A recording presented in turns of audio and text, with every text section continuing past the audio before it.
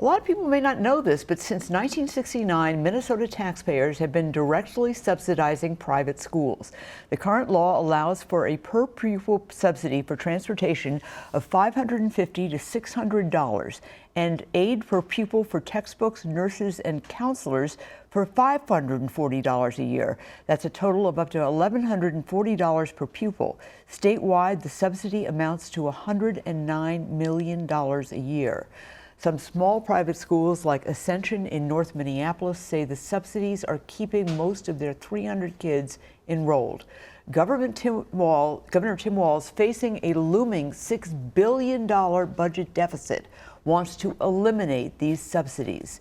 Joining right now is the principal of Ascension School, Benito Matias. Thank you so much. Thank you for having me. Let me ask you about the governor's point. He says these are difficult times, $6 billion budget deficit. We need to focus our limited resources on public schools. Your thoughts about that? Yeah, no, I can appreciate the position that the governor is in. I've never met him. I'm sure he's a great guy, a former educator. And I'm not an economist. I certainly don't have the answer, but I know that the answer of cutting funding to non-public schools doesn't resolve the issue.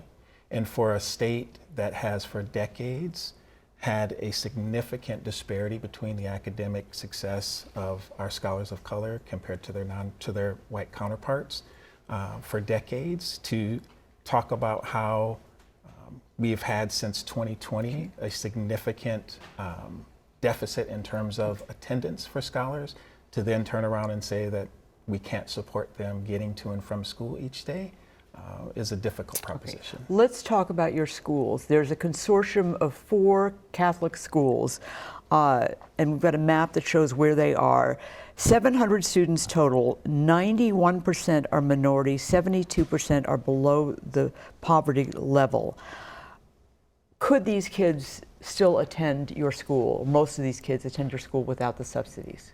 No, and the subsidies don't subsidize tuition. So about 5%, 5 to 7% on an annual basis of our revenue comes from tuition and fees. The other 90+% of revenue that we receive comes from individuals, comes from family foundations, corporate foundations. We truly exist out of the kindness and compassion of others. So those subsidies, as you mentioned earlier, subsidize some counseling services, some nursing services, and certainly the largest would be transportation. I'm sure a lot of people are wondering, what about the Catholic Church? Can they subsidize and meet this deficit here? There are many ways, of course, that our local parish, the Catholic Church as a whole, supports education. And there are certainly other ways in which we are able to make up what some of those deficits are.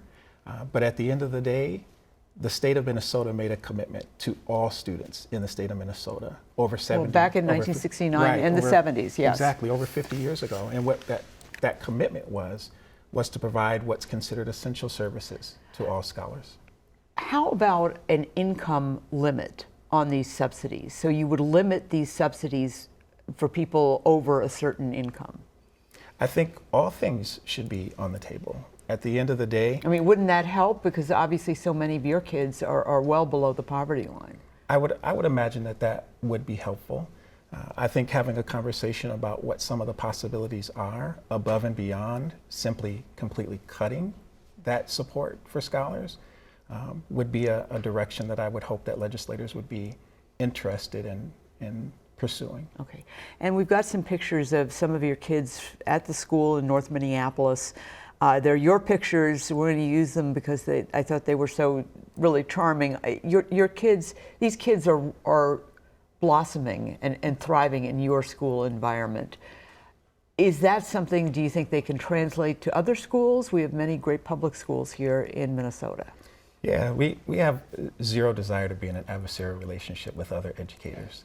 Whether scholars attend a traditional public school, a non-traditional charter school, or a non-public school, at the end of the day, we're in the business of educating scholars. And we want to make sure that we're providing the best opportunity that we possibly can. You're going to have a rally at the Capitol on Wednesday. Have you approached lawmakers? Have you approached the governor and said, can we work out something? Could there be an income limit? Could there be some kind of compromise to keep the kids that you have been teaching, well, for generations now. The school's been there a long time. So have the others. I've been to St. Peter Claver myself. Has that happened? Have you had those conversations? Well, not me personally, but I know that there are many, many people on our behalf that have reached out, particularly the mncatholic.org organization. And so individuals who have already supported us or are interested in reaching out to legislators. And as you mentioned earlier, we'll be at the Capitol this Wednesday afternoon at 1:30 to really just have our voices heard. And so there are many, many people on our behalf who are reaching out to support us. All right. Well, Principal Benito Matias, thank you so much for coming by. We really appreciate the discussion, and obviously it's going to go on at the Capitol in the next 2 weeks. Thank you for having me. Absolutely.